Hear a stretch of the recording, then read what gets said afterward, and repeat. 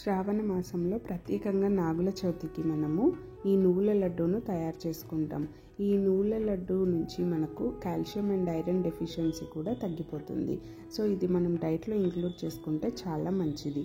దీన్ని తయారు చేయడం కోసం ఒక మందంపాటి ప్యాన్ తీసుకొని అందులో 2 కప్పుల నువ్వులను మీడియం ఫ్లేమ్లో పెట్టుకొని వేయించుకోవాలి.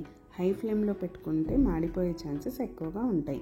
అందుకే మనం మీడియం ఆర్ లో ఫ్లేమ్లో పెట్టుకొని నువ్వులు బాగా సువాసన వచ్చేదాకా వేయించుకోవాలి.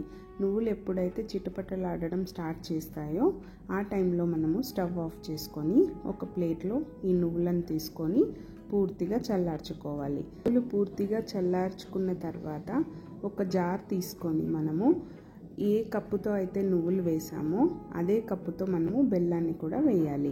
ఇప్పుడు మనం ఈ వీడియోలో 2 కప్పుల నువ్వులు వేసాం కాబట్టి అదే కప్పుతో 2 కప్పుల బెల్లంని ఈ మిక్సీ జార్లోకి యాడ్ చేసుకొని దాంతోపాటు చల్లార్చిన నువ్వులు ఇందులోకి యాడ్ చేసుకొని మిక్సీ జార్లోన బాగా మిక్సీ పట్టాలి.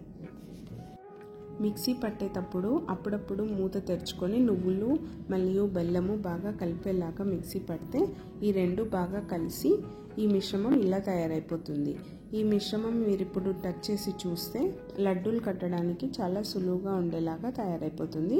అండ్ ఇప్పుడు మీరు లడ్డూలు కట్టుకోవడం స్టార్ట్ చేసుకోవచ్చు. నేనైతే ఒక్కొక్క మీడియం సైజ్ లడ్డు కట్టుతున్నాను.